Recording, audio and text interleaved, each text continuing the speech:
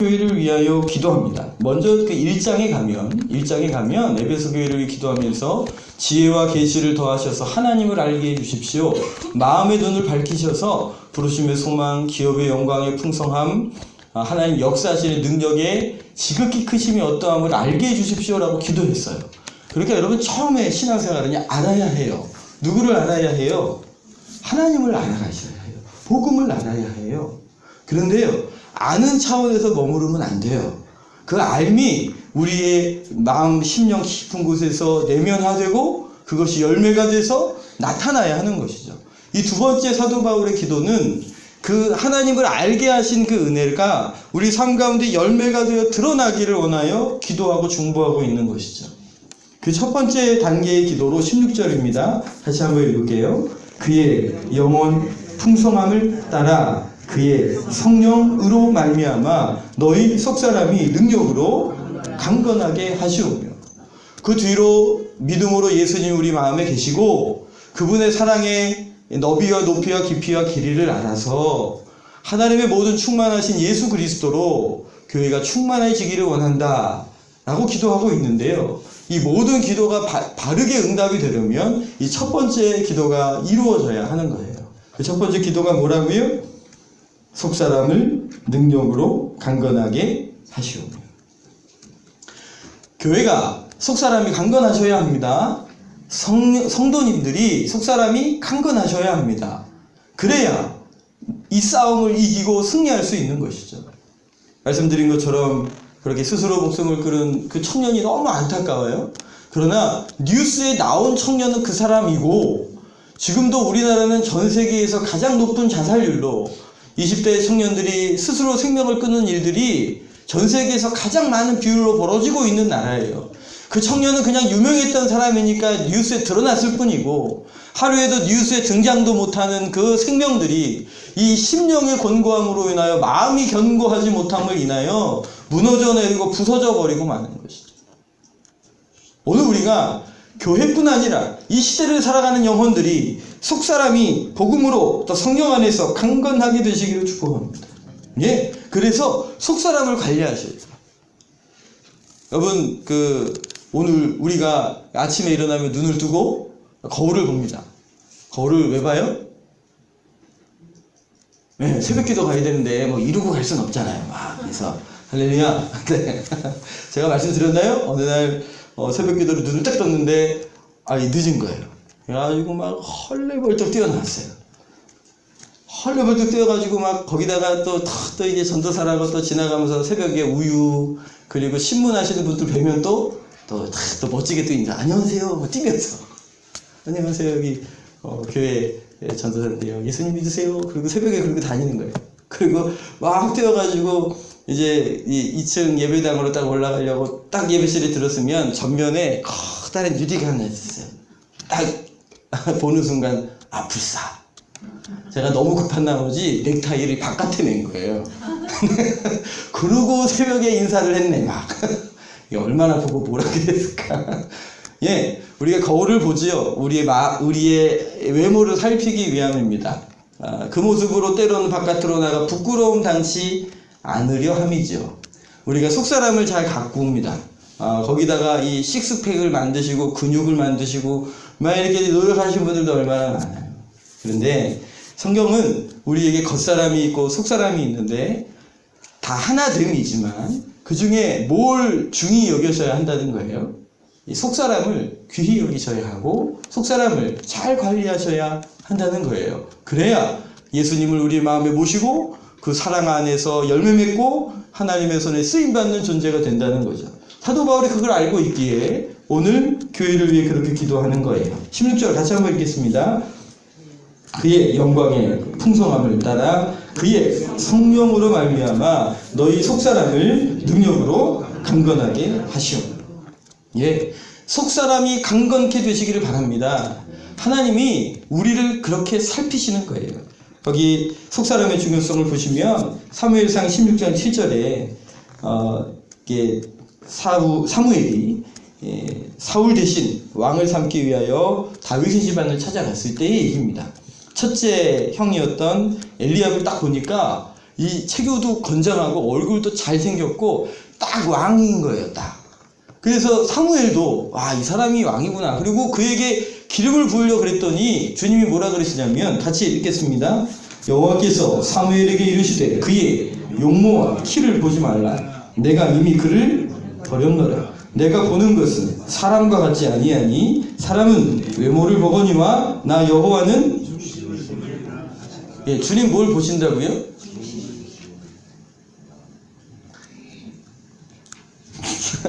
죄송합니다. 네, 오늘 일화가 하나 생각이 나세요. 네, 딸내미가 하지 말라니까 안 하도록 하겠습니다. 주님이 뭘 보신다고요? 네, 중심을 보십니다. 속 사람이 강건한지 그렇지 못한지 보시는 것이죠. 그 사람을 택하여 쓰시고 싶으신데 속 사람이 강건하지 못하면 쓰실 수 없는 것이죠.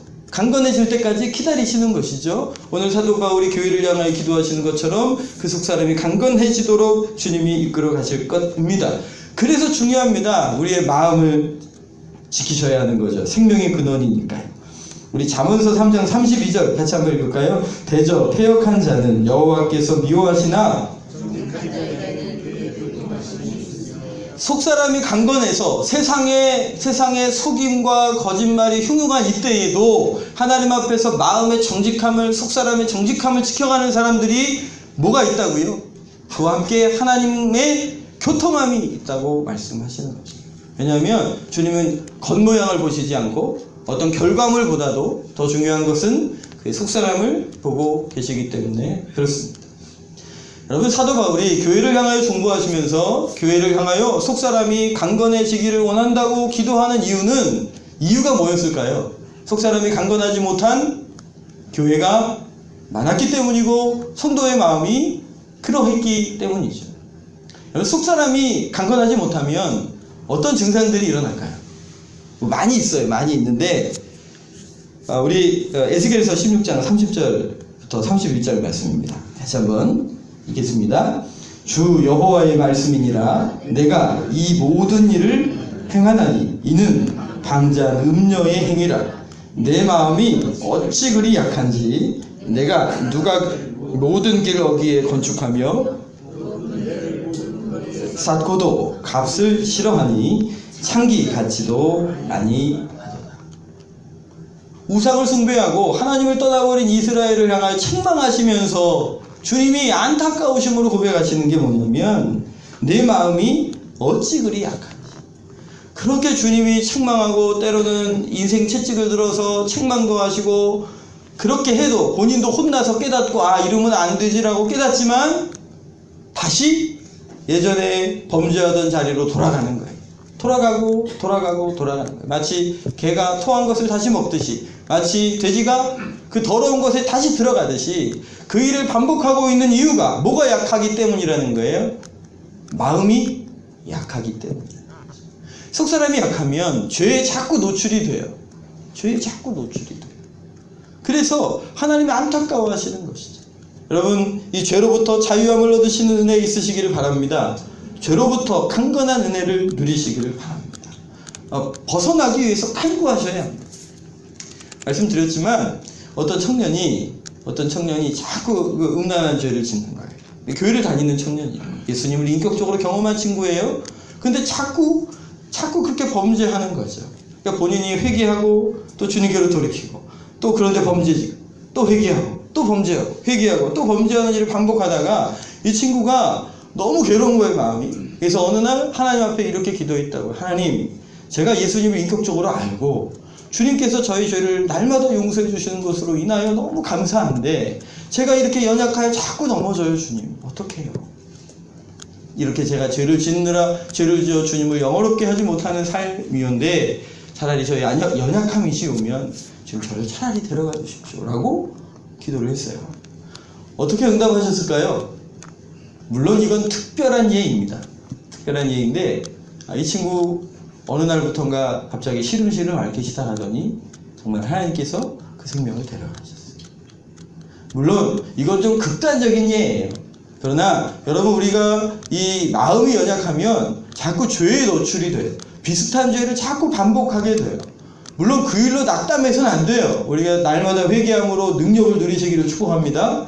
그러나 제가 내 마음이 왜 그런지를 살펴봐야 합니다.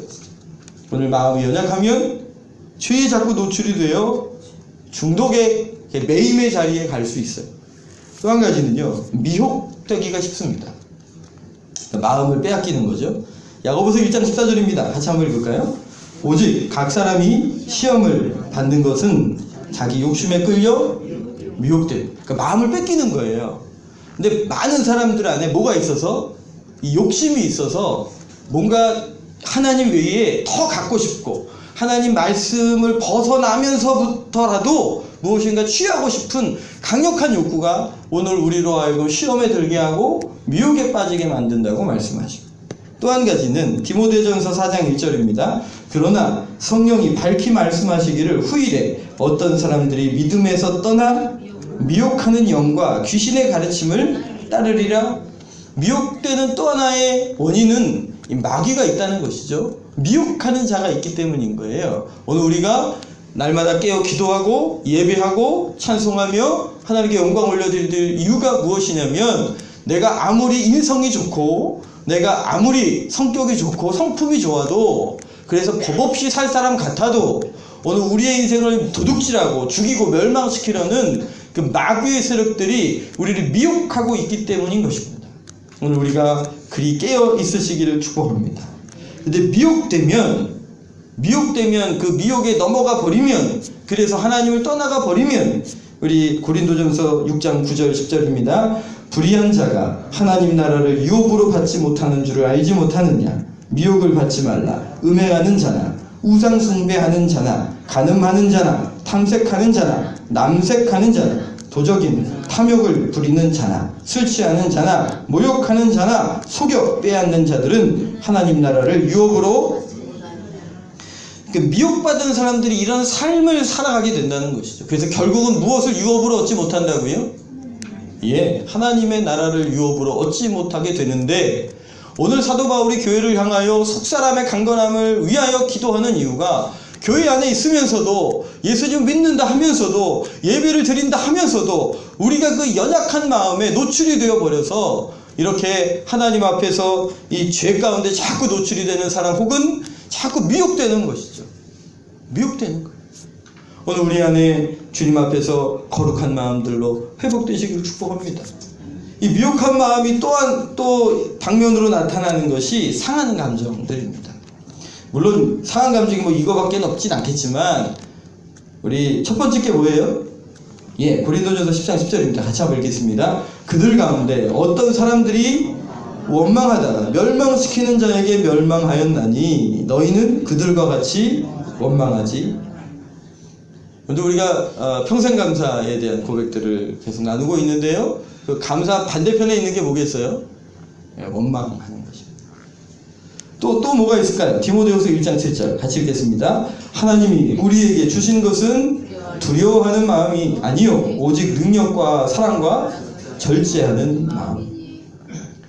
두려운 마음이 하나님께로부터 온 것일까요? 성경은 아니라고 말씀하세요. 오직 두려워할 분은 주님밖에 없어요. 주님 외에 그 어떤 것도 두려워하지 마시기를 예수님 이름으로 축복합니다. 그럼에도 불구하고 우리는 수많은 외부적인 압력 앞에서 이 두려움에 쌓여버립니다. 성경에 두려워하지 말라라는 말이 366번이 있다지요? 세보지는 않았는데 그런 얘기를 해석하시면서 매일매일 두려워하지 말라라는 주님의 권면이시라는 거예요. 그러면 365가 아니고 6인 건 뭐예요? 그랬더니 아마 6년인가? 뭐 그러시더라고요. 여러분, 왜냐하면 매일매일 우리가 두려워하기 때문에 그래요. 우리의 연약함이 그 두려움에 쌓여서 믿음의 걸음을 내어딛지 못하게 하는 것이죠. 오늘 우리가 두려운 마음이 우리 가운데 들 때 하나님을 바라보시기를 축복합니다. 예?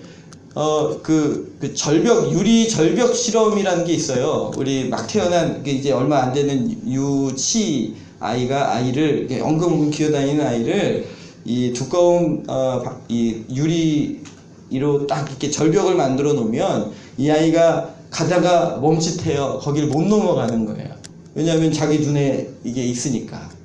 근데 반대편에서 엄마가 막 웃으면서 막 오라고 하잖아요. 그럼 아이들이 어떡할까요? 가요. 분명히 자기 눈에는 지금 절벽이에요. 이렇게 가면 안 되는 거예요. 그런데 누가 웃고 있어요.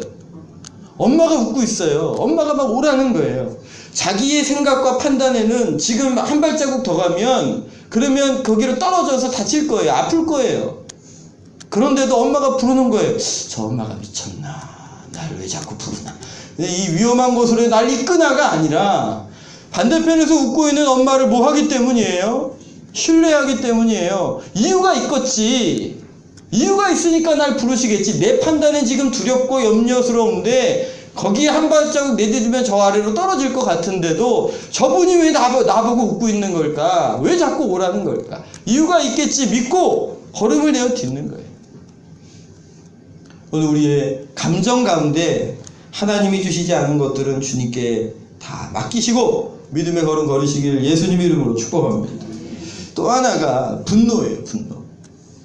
민수기 20장 11절 12절입니다. 같이 한번 읽을까요? 모세가 그의 손을 들어 그의 지팡이로 반석을 2번 치니 물이 많이 솟아나오므로 회중과 그들의 짐승이 마시니라.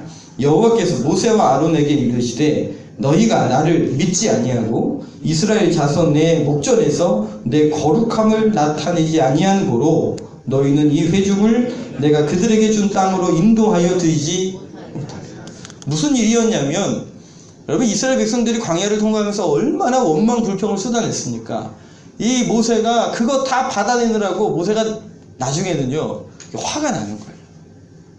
그래서 주님이 명령하시기를 지팡이를 가지고 가르치면서 명령해서 그 바위에서 물이 터져 나오도록 하라고 주님이 명령을 내리셨어요. 그런데요, 명령을 받은 모세가 너무 마음이 짜증스러운 거예요. 속에 원래 이게 기질이 모세의 기질이 처음 출애굽하려고 준비할 때 애굽 사람을 이렇게 죽이지 않습니까? 그러니까 이 사람 기질이 있어요. 그러니까 분노가 확 올라오니까 하나님이 가르쳐서 명하라 했는데 그렇게 하지 않고 어떻게 했어요? 지팡이로 때리면서 화를 낸 거예요. 근데 그게 모세가 가나안 땅에 들어가지 못하는 이유가 되고 말아요. 그러니까 저도 이제 목사로서 하나님 앞에서 이렇게 흠이 너무 많죠. 성지순례를 갔을 때 이 마지막 모세가 가나안 땅을 건너지 못하고 느보산에서 요단강 건너편의 가나안 땅을 하나님 앞에 바라보면서 하는 기도의 내용이 나옵니다. 성지순례를 하다가 그 모세가 바라봤을 그 봉우리에 섰어요. 그리고 요단 건너편의 가나안 땅을 바라보고 서 있었어요. 제가 서 있었는데 그때 하나님께서 제 마음에 말을 걸어 오시는 것 같아요. 여러분들 제가 화를 잘 낼까요? 안 낼까요? 네, 이제는 뭐 물어봐도 뭐. 네. 근데 제가 특별히 제가 부교육자 생활을 하면서 제가 선임으로 이게 섬길 기회들이 있었는데 목사님들 사이에서 제가 화를 몇 번 이렇게 확 낸 적이 있었어요. 근데 느보산 그 위에서 모세가 들어갔을 그 땅을 바라보면서 서 있는데 주님이 제 마음 가운데 그 일을 생각나게 하시는 거예요. 너 몇 번 화냈다? 제 마음에 그러시는 거예요. 안 그래도 지금 모세가 분노해가지고 못 들어간 그 장소에 서 있는데 주님이 갑자기 그걸 생각나게 하시는 거예요. 너 몇 번 화냈다? 그러시는 거예요. 갑자기 죄송해요. 제가 좀 들대가지고 마음에 갑자기 살짝 짜증이 확 올라오는 거예요. 그래서 제가 하나님께 그랬어요. 하나님, 아니 회개하면 기억하지 않으신다며요. 저 분명히 그때 화내고 하나님 앞에 제가 분명히 회개했는데 아니 하나님 그새 그걸 횟수까지 세고 계셨습니까? 제가 속으로 그랬어요. 하나님 제 마음에 그러시는 것 같아요. 회개하면 내가 잊어주지. 그런데 나는 너를 훈련하기 원해. 난 네가 이 상태로 머물러 있기를 원치 않아. 제 마음 가운데 그 마음을 주시는 거예요. 그러면서 제가 그 느보산 언덕에서 얼마나 울었는지 몰라요. 막 두렵고 떨리는 마음부터 시작해서 하나님 앞에 아니 모세가 이 두 번도 아니에요. 한 번 이렇게 화 한 번 내셔가지고 약속의 땅에 못 들어갔잖아요. 아니 그게 안 그래도 찜찜해 죽겠는데 하늘이 벌써 제가 몇 번 그랬다고 개수를 세시고 저한테 너 몇 번 안 했다 이러시니까 마음이 너무 힘든 거예요. 너무 죄송한 거죠. 하나님께서 제가 변화되기를 원하셨던 거예요. 제 마음이 강하지 못해서 속사람이 성령의 능력 안에서 강하지 못하니까 감정적으로 쉽게 상하고 공동체 안에서 화평케 해야 될 사람이 리더로서의 그 역할을 감당해야 될 사람이 자기 이거에 못 이겨가지고 막 사람들 보는 앞에서 화를 내고 하는 그 인격의 부족함을 하나님께서 그냥 두시기를 원치 않으셔서 저에게 몇 번이라고 얘기를 하셨던 거예요. 오늘 주님께서 우리의 속사람이 연약한 그대로 두시기를 원치 않으세요. 그래서 사도 바울도 에베소 교회를 위해 기도하며 그 영광 가운데 성령 안에서 속사람이 능력으로 강건하게 되기를 기도하고 있는 것이죠.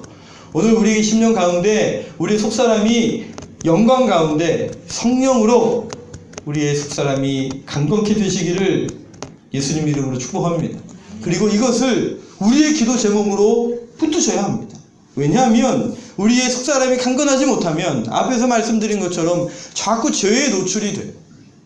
자꾸 안 해야 되는데 하면서도 여전히 하고 있는 나를 발견하게 되는 것이죠. 매여 있어서 그래요. 그걸 끊어낼 힘이 내 마음에 없는 거예요. 하나님 앞에 속사람이 강건하지 못하면 쉽게 미혹이 돼요. 욕심에 넘어가고요. 그리고 마귀 사탄이 유혹할 때도 마치 하와가 선악과를 분명히 주님 따먹지 말라고 명령을 받았음에도 불구하고 그것이 보암직하고 먹음직하고 지혜롭게 할 만큼 탐스럽게 보여서 그 일을 행하게 되는 것이죠. 여러분들 목사라고 별 수 없어요. 목사도 속사람이 약하면 그렇게 쉽게 죄의 유혹에 넘어가 버리고 말아요. 감정이 쉽게 상해요.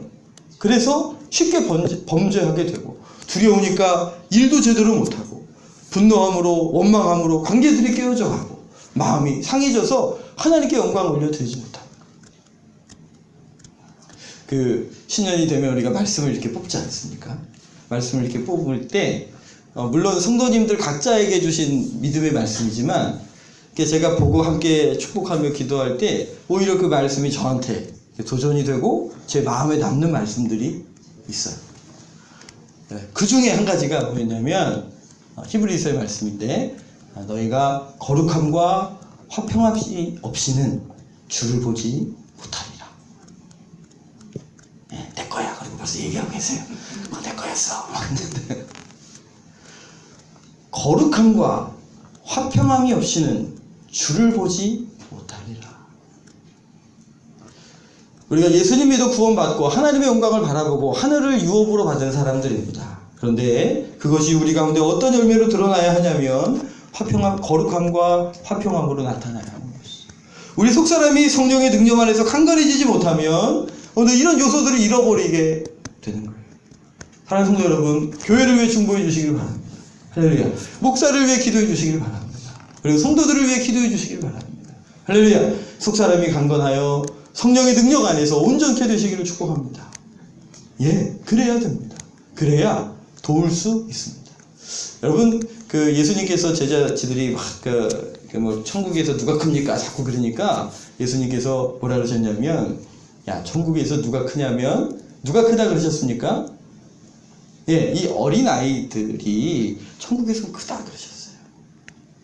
그런데 또 한마디 하시기를 주님 뭐라 그러셨냐면, 천국의 백성들은 마치 누구와 같아야 한다라고 설명하시면서 물론 어린아이 이야기도 하셨지만 청년과 같아야 한다라고도 얘기하셨어요. 아니 왜 천국이랑 청년이랑 무슨 상관일까? 물론 작은 자가 천국에서 크다, 그러니까 그들 잘 섬겨라 이런 의도셨는데 우리 가운데 주시는 또 하나의 메시지는 이겁니다. 누군가를 섬기고 또 누군가를 하나님의 영광의 통로로 세워갈 때 힘이 있어야 하는 것이죠. 애기들은요, 도와주고 싶어도 도울 수 없어요. 뭐 때문에? 힘이 없으니까. 옛날에는 제가 뭐 들고 가면 형준이가 옆에 따라하면서 아빠 내가 들게 그랬어요. 근데 요즘은 안 그래요. 지 앞에 쫙 가버려요. 섭섭해요. 나중에 보자. 근데 어렸을 땐 막 그랬어요. 제가 들고 가면 막 자기가 든대요. 그럼 제가 맡겼을까요? 안 맡겼을까요? 못 맡겨요. 왜 그럴까요? 힘이 없으니까요. 지금 달라고 하면 줄 텐데. 지금 달라고 안 해요. 섬기고 싶어도 뭐가 있어야 섬겨요? 힘이 있어야 섬기는 거예요. 우리 속사람이 성령의 능력 안에서 강건해져야 교회로서 사람들을 섬기고 하나님의 영광을 나타내는 줄 믿으시기를 바랍니다. 그래야 합니다. 그러니 여러분, 나를 위해 기도하시고 교회를 위해 기도하시고 우리를 위해 기도하실 때에 하나님 그 영광 가운데, 왜 그럴까요? 그 영광 가운데 주님을 바라보는 눈이 있어야 해요. 그분의 그 풍성한 영광을 봐야 이 땅의 작고 작은 것 때문에 막 흔들리지 않아요. 그 영광을 보셔야 해요. 하나님, 그 영광 가운데서 성령으로, 할렐루야, 우리 힘으로는 안 되는 거예요. 성령의 능력을 날마다 구하셔야 돼요.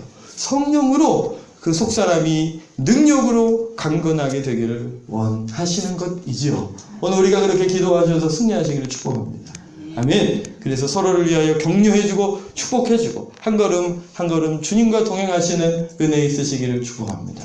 옛날에 운동권에서 나온 표이긴 하지만 한 사람의 10걸음보다 그 걸음이 오래 가시려면 10사람의 한 걸음이 중요하다고 얘기들 했었어요. 우리가 먼 길 가셔야죠. 할렐루야. 예, 요즘 읽고 있는 책 가운데 그런 질문이 있었어요. 영국의 신문사에서 맨체스터에서 런던으로 가는 긴 길을 가장 빨리 갈 수 있는 방법이 무엇일까요? 공모전을 했어요. 그래서 1위로 받은 대답이 뭐라고요? 좋은 친구와 함께 가는 것입니다. 할렐루야. 예, 교회가 하나님의 부르심을 따라 끝까지 뛰고 달려가야 합니다. 그러면 우리 서로가 속사람이 강건해진 하나님의 사람들이 연합하여 함께 걸어갈 때 가장 멀리 그리고 많이 하나님께 쓰임받을 줄 믿습니다. 이 시간 우리 같이 한번 기도하기를 원합니다.